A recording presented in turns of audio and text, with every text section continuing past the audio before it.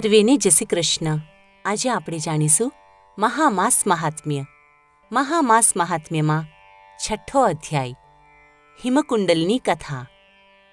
ભગવાન દત્તાત્રેયે કહ્યું કે, હે રાજન, તમારા માન માટે હું તમને મહામાસની એક પ્રાચીન કથા કહું છું. ધ્યાનથી સાંભળો. વૈશધ નામક નગરમાં હિમકુંડલ નામક એક ધની વૈશ્ય રહેતો હતો. તે વૈશ્ય સત્યવાદી તથા ધર્માત્મા પુરુષ હતો. તે વૈશ્ય સાધારણ લાભથી તથા અત્યંત ઈમાનદારીથી વેપાર કરતો હતો. એના વેપારમાં દિવસે દિવસે પ્રગતિ થવા લાગી. તે અન્ન, તેલ, ઘી જેવા બધા અનાજ તથા લાકડા આદિ સામગ્રી સાથે ગાયો, ઘોડા તથા પશુ આદિનો પણ વેપાર કરવા લાગ્યો. વેપાર કરતાં કરતાં તે પ્રભુ ભક્તિમાં તથા ઈશ્વર આરાધનામાં લીન રહેતો હતો. તે વૈશ્ય દયાળુ હતો, ખૂબ દાન ધર્મ કરતો. તેના ઘરે આવેલ સાધુઓ તથા મહેમાનોની સેવા કરતો. તેના ઘરે આવેલ કોઈપણ વ્યક્તિ ભૂખ્યા પેટે કે ખાલી હાથે ના જાય એવો એનો નિયમ હતો.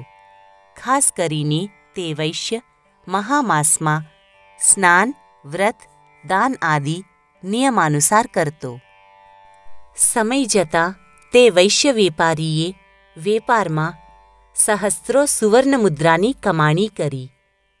તે વૈશ્ય પોતાના કમાણીમાંથી છઠ્ઠો ભાગ ધર્મકાર્યમાં વાપરતો હતો.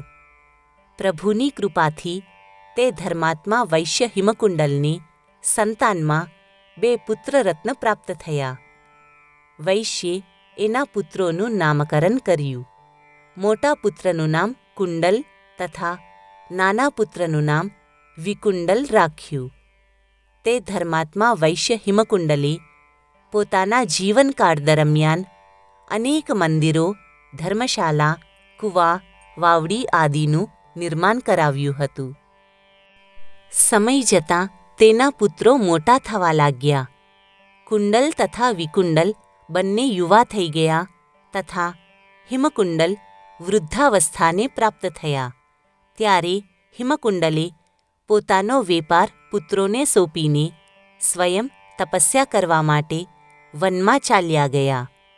તે વૈશ્યના બંને પુત્ર પિતાની અપાર સંપદાને પ્રાપ્ત કરીને ખૂબ જ અભિમાની બની ગયા.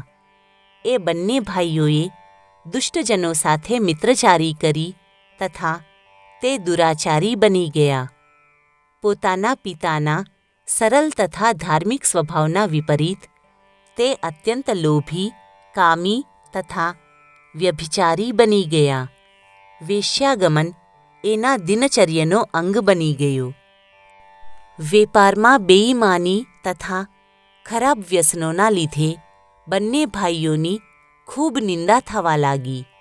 ઘણા ગ્રાહકોએ કુંડલ તથા વિકુંડલ સાથે સંબંધ સમાપ્ત કરી નાખવાથી વેપારમાં નિરંતર હાનિ થવા લાગી. બેઉ ભાઈઓના ખરાબ વ્યસનોના કારણે ધીરે ધીરે તેની બધી ધન સંપત્તિ સમાપ્ત થઈ ગઈ. તે અત્યંત દુઃખી તથા પરમ દરિદ્ર થઈ ગયા. આવી પરિસ્થિતિમાં તે બેઉ ભાઈઓને ધીરે ધીરે ચોરી કરવાની આદત થઈ ગઈ.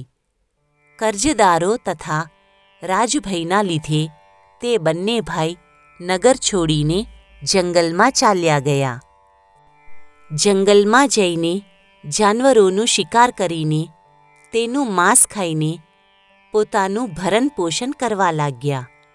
એક દિવસ મોટા ભાઈ કુંડલ પર સિંહે આક્રમણ કર્યું અને તે મૃત્યુ પામ્યો. એ જ દિવસે નાના ભાઈને વનમાં એક નાગે દંશ દીધો. નાનો ભાઈ પણ એ જ દિવસે મૃત્યુ પામ્યો. મૃત્યુ પશ્ચાત યમદૂત આવીને તે બંને ભાઈઓને ધર્મરાજ પાસે લઈ ગયા.